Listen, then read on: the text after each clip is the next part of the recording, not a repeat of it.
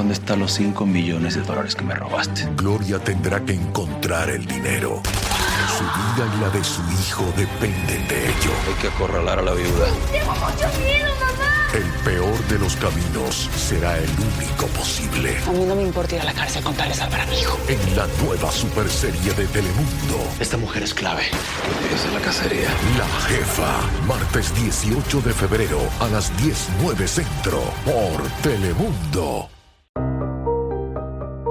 Durante los años 80, la ciudad de Filadelfia, en el estado de Pensilvania, se ve afectada por los altos índices de criminalidad, los problemas de drogas y una grave crisis económica. Este entorno no solo es difícil por sí mismo, sino que también propicia la aparición de asesinos en serie como Gary Heinick y el enigmático Frankfurt Slasher, gracias al factor oportunidad que el ambiente brinda. Estos peligrosos criminales intensifican durante estos años la sensación de inseguridad y miedo entre los ciudadanos. Heinick, conocido por secuestrar, violar y torturar a mujeres en su sótano, y Leonard Christopher, quien es sospechoso de 9 violaciones y muertes por apuñalamiento en el barrio de Frankfurt, se convierten en los protagonistas de una época oscura que parece dominar Filadelfia. No obstante, no están solos. A ellos se les une Harrison Graham, conocido como el asesino del monstruo de las galletas, o el coleccionista de cadáveres.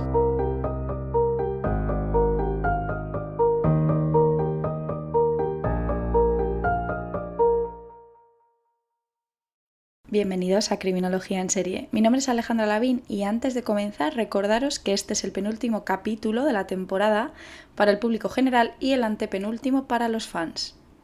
Así que los que todavía no estéis suscritos para poder escuchar los episodios exclusivos, os animo a invitarme a un café y así la espera hasta que vuelva a Criminología en Serie no se os hace tan larga. Hoy os traigo un episodio desconocido para muchos, así que intentad imaginar un ambiente asolado por la pobreza, la criminalidad y las drogas. Imaginaros un barrio en el que abundan los edificios abandonados, las ventanas y puertas tapiadas, los cristales rotos. Es en esta atmósfera donde se desarrolla la historia de hoy, donde Harrison Graham, alias el coleccionista de cadáveres, tiene la oportunidad perfecta para cometer sus atroces crímenes.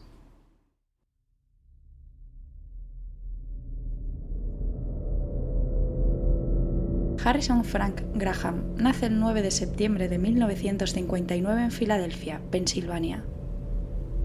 Es el mayor de 5 hermanos en una familia disfuncional y de escasos recursos. Como es habitual con algunos de nuestros protagonistas, no tenemos demasiada información sobre su infancia, pero lo que sí podemos decir es que su comportamiento errático se manifiesta muy temprano. En la escuela muestra constantes problemas de disciplina, falta muchas clases y saca malas notas, abandonando finalmente los estudios en 10º grado. Comienza a mostrar rasgos psicóticos y afirma escuchar voces, por lo que con 12 años es hospitalizado en un psiquiátrico, donde es diagnosticado además con discapacidad intelectual. Allí permanece 2 años y a su salida no se vuelve a realizar seguimiento alguno. En algún momento de su adolescencia comienza a trabajar en la construcción, pero pronto se involucra en la prostitución trabajando para un proxeneta. Frecuenta antros donde se relaciona con vagabundos, delincuentes, personas adictas a las drogas y trabajadoras sexuales, y consume todo tipo de sustancias, sobre todo Ritalin mezclado con alcohol, lo que fácilmente puede agravar su sintomatología psicótica. Su madre, en un intento de alejarlo de esta vida, le obliga a ir con ella a la iglesia. No obstante, no sirve de nada. Y en 1979, con unos 20 años, Harrison abandona el hogar familiar y se marcha al norte de Filadelfia, donde consigue algunos trabajos que le permiten mantener sus adicciones. Ya en 1983 alquila un apartamento en el tercer piso del 1631 de la calle 19 Norte, en un suburbio en Filadelfia, cerca de la avenida Cecil B. Moore. En este momento se encuentra desempleado, pero recibe una manutención de unos $300 procedente de los fondos de la Seguridad Social para discapacitados. Además, completa sus ingresos traficando con drogas y realizando pequeños trabajos de mantenimiento por el vecindario a cambio de unos pocos dólares. Independientemente de su profesión como traficante, algo que puede ser habitual en esta peligrosa zona de Filadelfia, caracterizada por tener edificios en mal estado, que sirven como guaridas de personas sin hogar y donde incluso se encuentra gente fallecida por sobredosis, Harrison es considerado un sujeto tranquilo y amigable, que además juega con los niños del barrio a baloncesto y les entretiene utilizando una marioneta del monstruo de las galletas. Siempre va acompañado de este viejo muñeco e incluso le habla. Y también es visto vagando por los callejones cercanos a su edificio, bailando y cantando, y aunque haya rumores sobre su estado mental a causa de esto, ya hemos mencionado que Harrison no es percibido como una amenaza, sino al revés. Aún así es conocido por invitar a su casa y acoger a personas drogodependientes y trabajadoras sexuales. Los consumidores de drogas habituales afirman que en casa de Harrison Graham se puede conseguir cualquier tipo de droga. Estamos en 1987. Los vecinos del 1631 de la calle 19 Norte llevan un tiempo aguantando los malos olores que se extienden por todo el edificio. En un principio piensan que es de las tuberías, pero cuando se comprueba el funcionamiento de las mismas se confirma que todo está perfecto, por lo que deben seguir buscando el origen del mal olor. Pronto se descubre que procede del tercer piso del apartamento de Harrison. Entonces lo achacan a los perros que adopta y a que no limpia sus excrementos, pero cuando los vecinos tienen la oportunidad de echar un vistazo dentro del apartamento, descubren que está repleto de basura. En verano, gracias al calor y la humedad de Filadelfia, el olor empeora, si cabe, y la situación comienza a volverse insostenible. Los vecinos se quejan tanto al propietario como al administrador, y el 9 de agosto Harrison por fin es desalojado. Graham no dice nada ni opone resistencia, pero no les permite entrar hasta que se haya ido. Tan solo se escucha movimiento dentro de la casa y unos golpes como de martillazos. Cuando le ven marcharse cerca del mediodía, lleva una botella de agua y unas bolsas, y va vestido con pantalones blancos, una chaqueta a rayas y una gorra, y por supuesto se va acompañado de su vieja marioneta del monstruo de las galletas. Una vez el apartamento queda vacío, el administrador Nathaniel Choice envía a su hijo y sobrino a echar un vistazo. Cuando entran no pueden dar crédito a toda la basura que encuentran. Comida podrida, montones de ropa sucia cubierta de moscas, excrementos de perro, botellas de cerveza vacías, jeringuillas usadas, periódicos y revistas amontonados y podridos, cucarachas. La basura llega aproximadamente al medio metro de altura. Continúan mirando por el apartamento y encuentran en una de las habitaciones la palabra Marty escrita en la puerta y con un par de maderas clavadas en ella. Por ese motivo serían los martillazos, pero ¿qué habría dentro? No tienen ni idea, pero el mal olor se intensifica en esa zona. Se asoman por la cerradura e inmediatamente se dan cuenta de que tienen que llamar a la policía.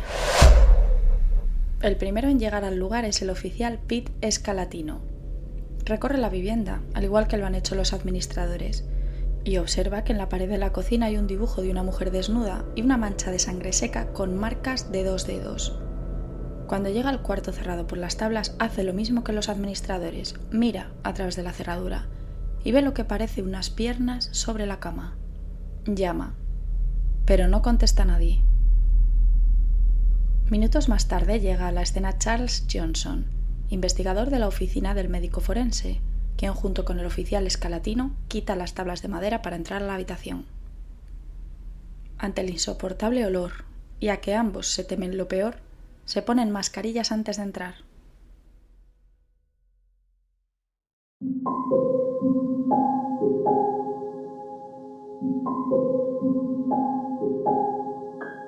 Y sobre el colchón, y en avanzado estado de descomposición, encuentran el cadáver de una mujer afroamericana. Ante una breve inspección ocular no tardan en darse cuenta de que esta mujer no está sola, sino que al costado de la cama y sobre un montón de basura hay otro cadáver. También de una mujer afroamericana. El cuerpo está hinchado y está vestida con una minifalda vaquera y una camiseta de color claro.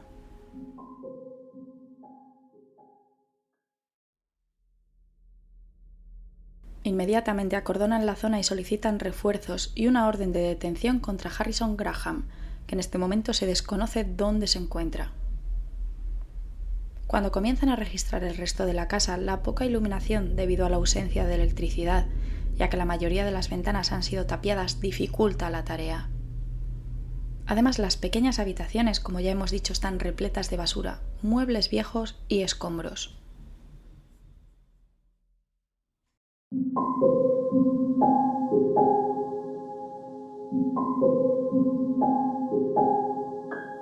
No obstante, la búsqueda da sus frutos, y sobre las 4 menos cuarto encuentran un tercer conjunto de restos.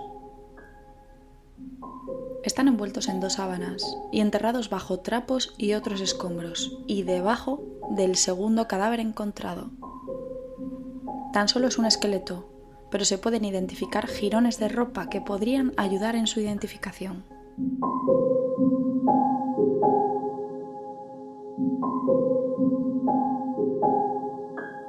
Continúan quitando basura y muebles del piso de Graham, y aparece un cuarto conjunto de restos momificados, también envuelto en un par de sábanas, al igual que el tercero, y debajo de un montón de basura. Pero esto no ha acabado aquí, aún les queda mucho trabajo por hacer, y sobre las 5:30 hacen otro perturbador descubrimiento. Un cuerpo descompuesto y aplastado entre 2 colchones.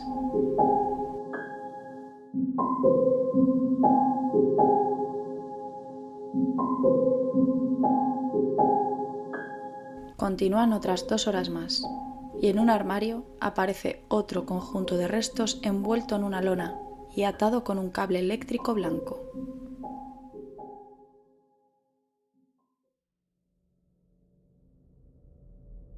Intentan seguir buscando más cuerpos en casa de Graham, pero además de la oscuridad de la vivienda y que comienza a hacerse de noche, deben suspender la búsqueda hasta primera hora de la mañana siguiente.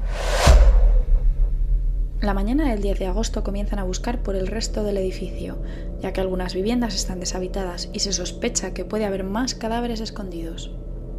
Y efectivamente, sobre un tejado se descubre una bolsa de lona podrida debajo de un colchón sucio que contiene una pierna y algunos restos del pie. Los cadáveres ya ascienden a 7. Los detectives comienzan a preguntar a los residentes del 1631 sobre Harrison Graham y a cualquier vecino del barrio que pudiera aportar cualquier tipo de información. Harrison es conocido cariñosamente como Marty. Descubren que le gusta dar largas caminatas y jugar al baloncesto con los chicos del barrio y entretenerlos con su monstruo de las galletas. Le describen como un hombre solitario que cuando se emborracha actúa de manera extraña y errática. El propietario del apartamento además informa de que nunca ha tenido problemas para cobrar los $90 al mes de alquiler que Harrison le tenía que pagar. Pero las historias oscuras también comienzan a emerger. Varias trabajadoras sexuales denuncian que salía por el barrio a buscarlas, que intentó violarlas y golpearles en la cabeza, y que no lo denunciaron porque serían detenidas debido a su profesión, lo que a Harrison le permitía continuar sin antecedente alguno. Un vecino habla de que había visto una vez a Marty colgar a una mujer llamada René por la ventana. Esta había comenzado a gritar escandalosamente y él le había vuelto a meter dentro. Asimismo, también habla de unos perturbadores dibujos que ha visto en una libreta de Harrison, los cuales incluyen partes de cuerpos humanos desmembradas como pies, los pechos de una mujer, cabezas o genitales masculinos. Otro vecino informa de que en una ocasión había visto a Graham golpear a Rowendy Seisor, su exnovia. Otros vecinos también afirman que le han visto varias veces cavar en un terreno baldío cercano. Después de esta afirmación, lo primero que hacen las autoridades es buscar en este lugar, y se encuentran huesos, pero se determina que son de 3 perros que Harrison había adoptado y que habían muerto bajo su cuidado.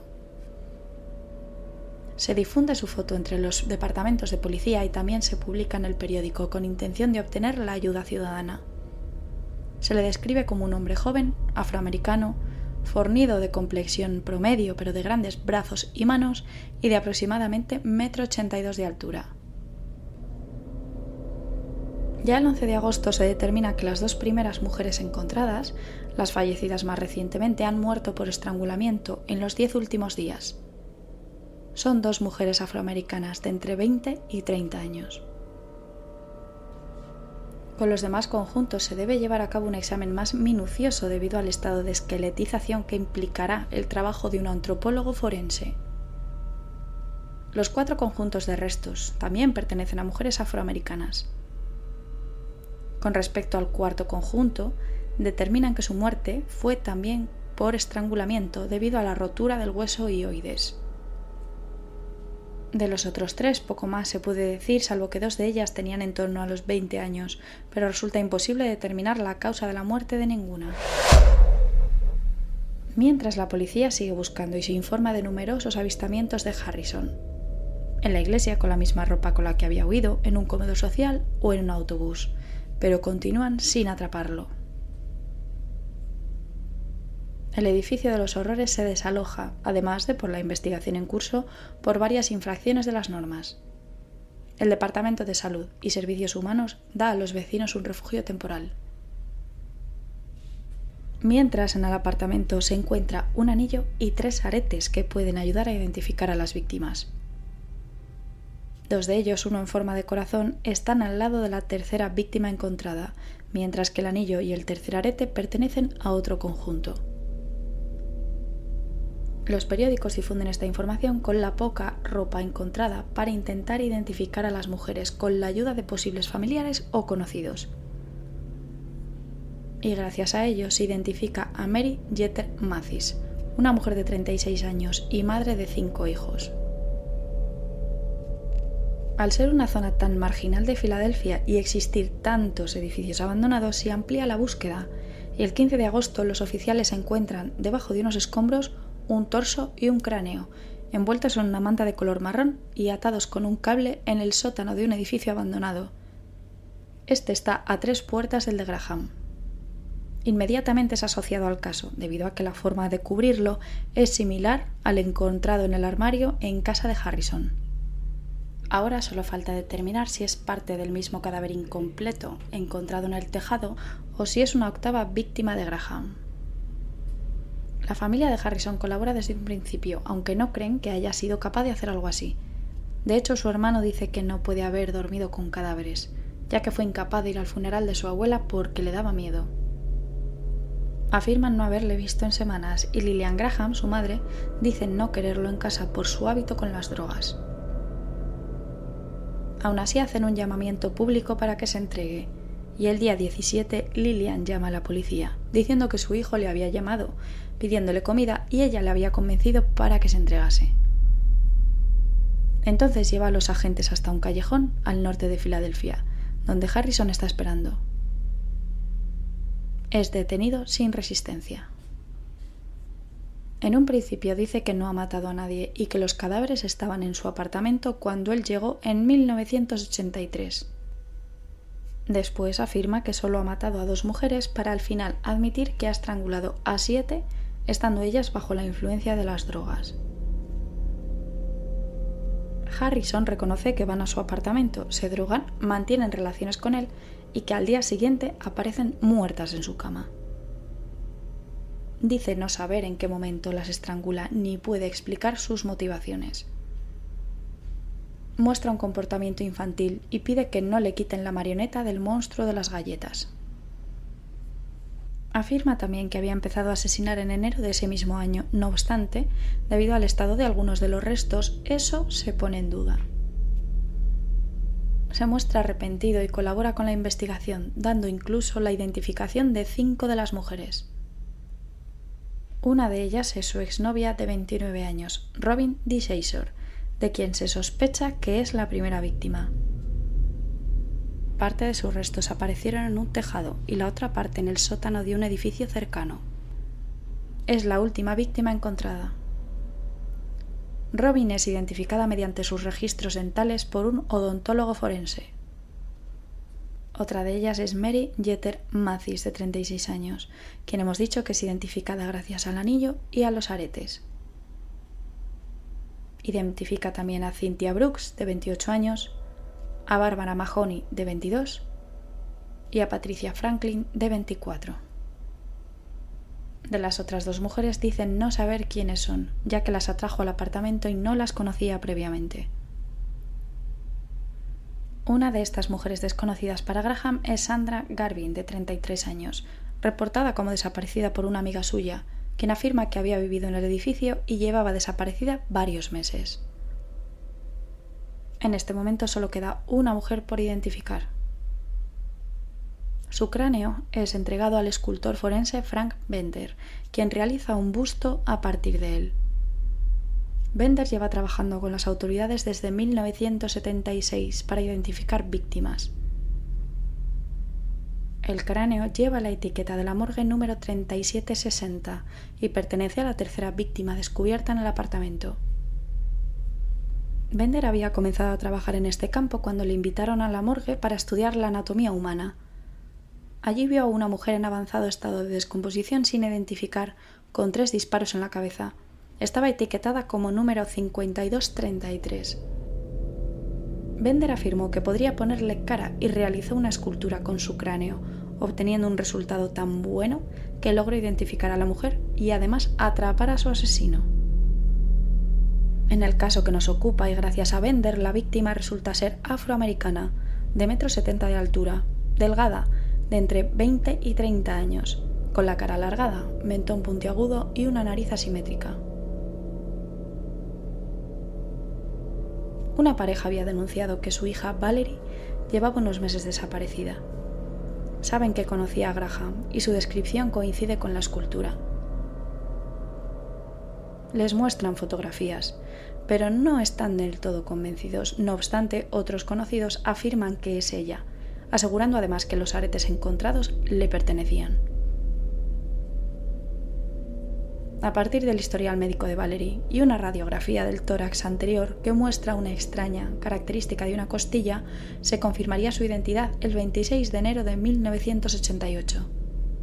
Efectivamente es Valerie Jamieson, de 25 años, madre de 2 hijos y desaparecida desde abril de 1987.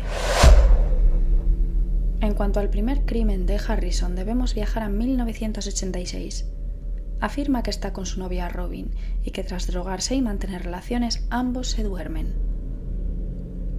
Al día siguiente asegura que está muerta y que entra en pánico, ya que no se acuerda de nada. Afirma que no sabe qué hacer con el cuerpo, por lo que lo deja ahí, en el colchón, y mantiene relaciones sexuales con el cadáver hasta que comienza a descomponerse. Cuando está planeado que una tal Mary Hogan se mude con él, tira el cuerpo de Robin a un tejado accesible desde la ventana trasera de su casa y lo cubre después con un colchón. En su confesión de 10 páginas afirma que no tenía intención de hacer lo que hizo y que los asesinatos fueron accidentales cuando mantenían relaciones sexuales, apretando demasiado su cuello. Renuncia a su derecho a un abogado y es retenido sin libertad bajo fianza y recluido en régimen de aislamiento en un centro de detención. En cuanto al modus operandi de Harrison, Graham atraía a las mujeres bajo el pretexto de consumir alcohol y drogas, mantenía relaciones con ellas y las estrangulaba mientras. Después escondía los cadáveres entre la basura del apartamento e incluso acomodó uno de ellos entre 2 colchones para dormir encima. Si bien el apartamento de Graham estaba sucio, insalubre y olía a muerte, muchas mujeres que acudían eran adictas que necesitaban las drogas que éste las proporcionaba. Es decir, se aprovechaba de dichas situaciones para traerlas a su casa. El 25 de agosto se publica en el Daily News un relato de Mary Hogan, recordemos la mujer que había ido a vivir con Harrison después de la muerte de Robin. Afirma que en enero de 1987 le confiesa que ha matado a su novia y que esconde su cuerpo en el tejado del edificio. Ella no le creyó, pero lo comprobó por ella misma y efectivamente se encontró con un cuerpo ya esqueletizado. Mary le dijo que se deshiciera de él o se marcharía. Y es cuando Harrison cogió el torso y el cráneo y los escondió en un edificio cercano. Pocos días después, Hogan se va y llama a la policía de manera anónima, pero no se lo creen demasiado, por lo que cuando se acercan a la dirección de Harrison no ponen mucha intención en encontrar el cuerpo. Mary Hogan afirma: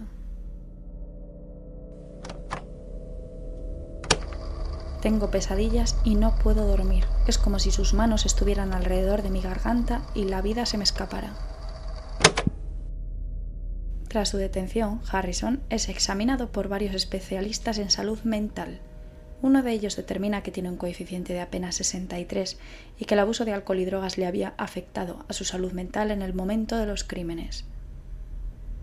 Afirma que sufre de alucinaciones auditivas, psicosis y desmayos. Otro afirma que no sabe ni leer ni escribir, ni dar la hora, y que tampoco es consciente de que está bajo arresto. Lo de leer y escribir obviamente no es cierto, porque él mismo escribió su confesión de 10 páginas. El comportamiento de Harrison Graham se acerca más al de un asesino desorganizado psicótico, pero el atraer a las víctimas a su apartamento implica planificación. Él mismo afirma tener 3 personalidades a quienes llama Marty, Junior y Frank. Marty es amable y tranquilo y acude normalmente a la iglesia.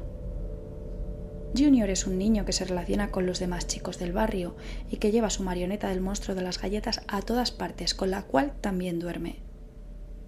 Frank es la personalidad malvada, el sádico sexual, el que disfruta estrangulando mujeres y violando sus cadáveres.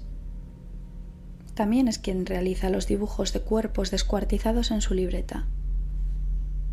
A pesar de las diversas opiniones de los especialistas en las que se afirma que es un demente, el psiquiatra contratado por la Fiscalía dice que el asesino confesó los crímenes de forma coherente y que no padecía de impedimentos significativos para hacer frente a un proceso judicial. Asegura que la discapacidad intelectual la está fingiendo y la personalidad múltiple también. El 6 de octubre se declara inocente de todos los cargos. El juez le pregunta si entiende el proceso y Harrison responde que no, mientras golpea con sus dedos en la mesa, murmura entre dientes y se balancea sobre sus pies. También dice no saber dónde está. El debate sobre la salud mental de Graham dura meses, hasta el 28 de enero de 1988, cuando comienzan las audiencias previas. El juez considera que Graham es competente para ser juzgado a partir de los informes de 5 expertos. Estos informes concluyen que Harrison ha estado tranquilo, alerta y amigable. Existe evidencia de trastornos de personalidad, pero se afirma que entiende los procesos legales lo suficiente como para ser juzgado. A principios de febrero se celebra una audiencia de 2 horas para conocer las pruebas del fiscal que serán admitidas. Se presentan más de 100 macabras fotografías del apartamento. El abogado insiste en que es un demente y que tiene la mentalidad de un niño de 6 a 9 años, que solo confesó lo que la policía le dijo. Otro psiquiatra, contratado por la defensa, afirma que es imposible que Graham hubiera entendido sus derechos constitucionales cuando confesó, debido a su enfermedad mental, a su incapacidad intelectual y a su consumo de sustancias. El 8 de marzo renuncia a su derecho a un juicio con jurado. Al parecer su madre y su abogado le convencen de esta decisión, ya que no serían tan benevolentes como el juez, con las fuertes fotos de los cuerpos. La Fiscalía busca la pena de muerte y presenta a una testigo, Paula, quien vivió con Harrison durante 3 años. Afirma que la amenazaba y estrangulaba durante las relaciones sexuales. Alega que él tenía la intención de causarle daño. Según esta mujer, él también confesó haber asesinado a Robin por salir con otros hombres. Y afirma que la retuvo en el apartamento, amenazándola con un machete, y que la violó bajo los efectos de las drogas. Además, Paula declara haber visitado a Graham después de mudarse y haber percibido un olor nauseabundo en la habitación que solían usar como dormitorio. Según ella, él le dijo que provenía de un cubo en el que orinaba y le advirtió, como barba azul, que nunca mirase en esa habitación trasera si estaba sola, porque no sería capaz de enfrentarse a lo que encontraría. También sube al estrado Mary Hogan, la mujer que fue entrevistada para el Daily News. Dice haber vivido con Graham y que mantenían relaciones 4 o 5 veces al día. Afirma que trató de estrangularla y que había visto el cadáver de Robin, lo que significaba que el cuerpo estaba allí desde antes de octubre de 1986. Lillian Graham afirma que su hijo nunca había aprendido la diferencia entre el bien y el mal, que presentaba mal comportamiento en la escuela y sufría de pesadillas. También afirma que nunca le hubiera entregado si hubiera sabido que le iban a juzgar y que él no pudo comprar solo las sábanas y las mantas con las que fueron envueltas las víctimas, que alguien le tuvo que ayudar. Harrison sigue mostrando comportamientos infantiles durante todo el proceso y pide que se le devuelva el monstruo de las galletas, el cual es presentado como prueba. La defensa en su alegato final plasma diferentes opciones: que las mujeres encontradas en el apartamento podrían haber muerto por sobredosis de drogas, o que otras personas podrían haber manipulado la escena del crimen, que al fin y al cabo los administradores habían encontrado los cadáveres, e insiste en que había estado drogado y podría haber estrangulado a las mujeres por accidente. A finales de abril de 1988 es declarado culpable de 7 cargos de asesinato en primer grado y abuso de cadáveres. En mayo es condenado a 6 sentencias consecutivas de 7 a 14 años, 6 penas de muerte y una cadena perpetua sin posibilidad de libertad condicional por el crimen de su exnovia. Se decide que antes de ser ejecutado debe cumplir con la cadena perpetua, lo que en esencia significa que recibe una sentencia de cadena perpetua sin posibilidad de libertad condicional.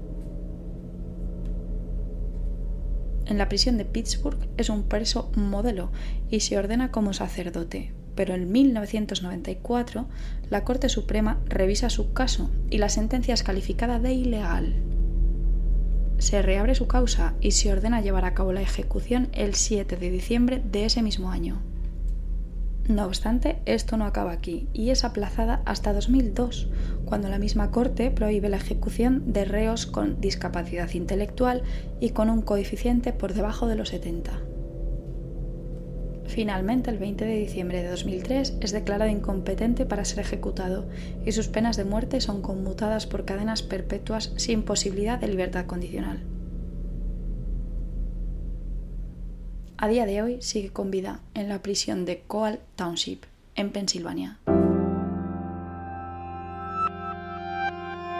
Hoy vamos a hacer un análisis diferente que creo que os puede interesar porque es algo que suele llamar bastante la atención. Dado que hemos hablado de cadáveres en avanzado estado de descomposición, hinchados o de restos esqueletizados, vamos a hablar sobre los fenómenos putrefactivos de una manera, por supuesto, muy genérica. La putrefacción es un proceso de fermentación pútrida de origen bacteriano. En ella intervienen tanto gérmenes externos que penetran a través de orificios como la boca o la nariz, y los órganos respiratorios como gérmenes internos, siendo los del tramo intestinal los que desempeñan el principal papel. La putrefacción tiene 4 fases: periodo colorativo o cromático, periodo enfisematoso o de desarrollo gaseoso, periodo colicuativo o de licuefacción y por último el periodo de reducción esquelética. El periodo colorativo o cromático es considerado como el primer signo de descomposición cadavérica. Esta fase se inicia con una mancha verde que suele localizarse en la fosa ilíaca derecha, es decir, en la parte inferior del abdomen derecha, y se extiende después a todo el cuerpo, adquiriendo una coloración verde parduzca. Se inicia normalmente de las 24 a 36 horas después de la muerte y dura varios días. Dependiendo de las circunstancias del fallecimiento, la mancha puede aparecer en otros lugares en vez de la fosa ilíaca. Por ejemplo, en muertes por ahogamiento aparecen el pecho y el cuello. Con traumatismos internos aparecen zonas de la piel próximas a la lesión, o en lesiones supurativas o gangrenosas se muestra alrededor de dichas lesiones. Vamos con la segunda fase. El periodo enfisematoso o de formación de gases se caracteriza por la acumulación excesiva de gases, producto de la fermentación de los carbohidratos y la desaminación de las proteínas, que invaden el tejido subcutáneo del cuerpo, haciendo que el cadáver se hinche y desfigure. Los ojos y la lengua sobresalen, los tejidos crepitan y los genitales se hinchan. Dura de días hasta 2 semanas. El periodo colicuativo se caracteriza por acumular ampollas repletas de líquido producto de los procesos bacterianos. La epidermis se despega de la dermis por reblandecimiento. Se desprende el pelo y la piel se ennegrece. La cantidad de gas acumulada provoca la ruptura de la pared abdominal con exposición de las vísceras, liberando su contenido, y los órganos como el hígado, el páncreas, los riñones, los pulmones y el cerebro se desintegran. Esta fase dura de 8 a 10 meses. Y ya por último vamos con el periodo de reducción esquelética. En este momento ya no existe actividad bacteriana debido a la desaparición de las partes blandas del cadáver y continúa con la degradación de los elementos más resistentes como el tejido fibroso, los ligamentos y el cartílago, hasta que solo se observan restos óseos. Dependiendo del lugar y las condiciones del clima, la duración oscila de 2 a 5 años. Una vez hemos hablado de las diferentes fases, mencionar que la putrefacción depende sobre todo de la temperatura y los factores ambientales, pero también de las condiciones del individuo o de las circunstancias de la muerte.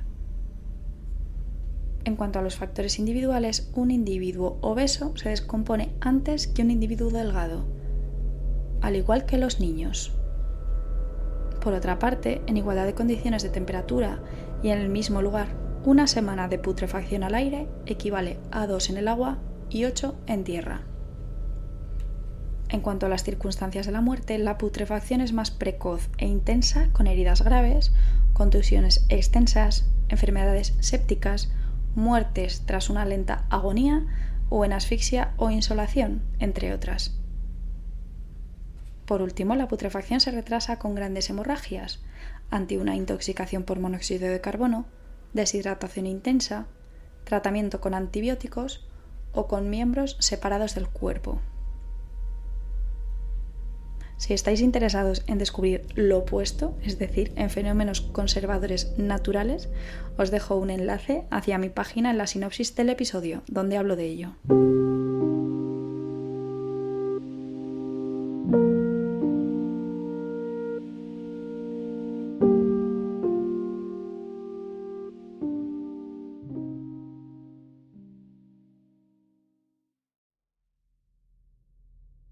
Y este es el caso del coleccionista de cadáveres o del asesino del monstruo de las galletas. De un hombre aparentemente bueno e inocente y del que no se tienen todas las respuestas. ¿Fingía? ¿De verdad padecía de un trastorno de personalidad disociativo? ¿Entendía lo que hacía? ¿Su discapacidad intelectual era tan grave como hacía creer? ¿Qué opináis vosotros, oyentes? Gracias por escuchar otro episodio más de Criminología en Serie. Espero que os haya gustado y espero vuestros comentarios y peticiones. También estoy en Instagram y TikTok como Crimi en Serie, al igual que en Twitter. Además de en iVoox y Spotify, os espero en Podimo, Apple Podcast, YouTube Music y Amazon Music. Recordaros que estoy también en criminologiaenserie.com y que ahí podéis encontrar mis artículos sobre criminología y contenido adicional de algunos de los casos. También podéis uniros al canal de WhatsApp. Os dejo el enlace en la descripción del podcast. Recordad lo que os he comentado al principio del episodio. La semana que viene será el último episodio de la temporada para el público general y la temporada termina con un episodio para fans el 1 de agosto. Soy Alejandra Lavín, esto es Criminología en Serie y os espero de nuevo la semana que viene.